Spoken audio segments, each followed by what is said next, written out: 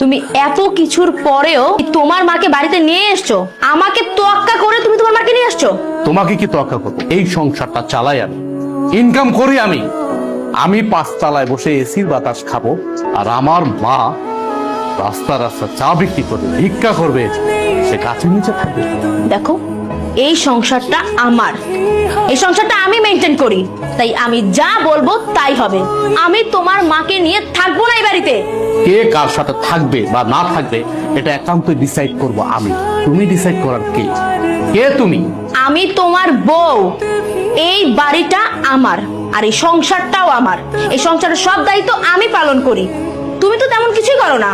So আমি এই সংসারে যে ডিসিশন দিব সেটাই ফাইনাল।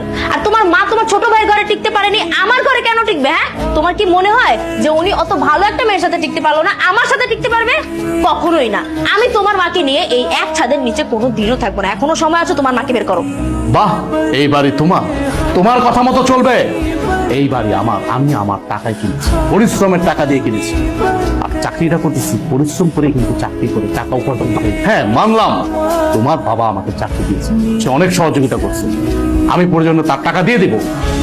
কিন্তু তুমি কোনো কথা বলবা না আমার মার বিষয়ে। আমি বাচ্চা থাকতে তোমার মা এই বাড়িতে থাকতে পারবে না।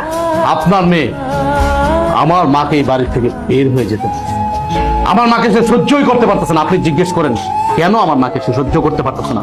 আমার মা গরিব, এই জন্য। আমার হাজবেন্ডের অবস্থা দেখছো? ওর এই ফুকিনি মাকে বাড়িতে নিয়ে আসছে। আমি তো বিয়ের শুরুতেই বাড়ি থেকে ওনাকে বের করে দিয়েছিলাম, কারণ ওনার সাথে আমি কিভাবে সমাজে চলবো বলো তো? আমার মেয়ে যা বলেছে ঠিকই বলেছে। তোমার মায়ের বেশ পোশাক দেখেছো কি নোংরা? তোমার মা আমার মেয়ের সাথে মানিয়ে চলতে পারে। আরে তোমাকে আমার মেয়ে ভালো ব্যক্তি বিয়ে করেছে, সেই জন্য গ্রাম থেকে তুলে নিয়ে এসে আমি তোমাকে চাকরি দিয়ে প্রতিষ্ঠিত করেছি। তাই বলে তোমার এই গায়া মাকে আমার মেয়ের বাড়িতে নিয়ে আসবা? আপনার মুখে এই টাইপের কথা কখনো মানে না। আপনি একটা শিক্ষিত, ভদ্র, মার্জিত ফ্যামিলির লোক। আপনি আপনার মেয়েকে বোঝাবেন কি? উল্টা আপনি দেখাচ্ছে আরেকটা।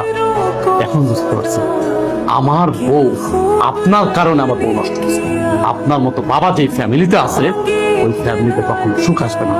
তো আমি আপনার সাথে বাড়াবাড়ি করতে চাচ্ছি না, কারণ আপনি আমার শ্বশুর। আপনি এখন এই মুহূর্তে আমার বাড়ি থেকে বেরোন, আমার বাড়ি থেকে। ঠিক আছে, যাচ্ছি। আমি এক মুহূর্ত এই বাড়িতে থাকবো না। মা তুই থাক, আমি চলে যাচ্ছি।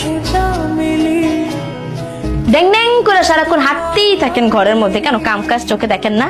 শরীর পাল্টাছেন বৈশা বৈশা। ধরেন এই যে বাজারে ব্যাগ আর টাকা, বাজারে যান, বাজার করে নিয়ে আসেন। মা তুমি বাজার করতে গেছিলাম বাজান। তুমি বাজার করতে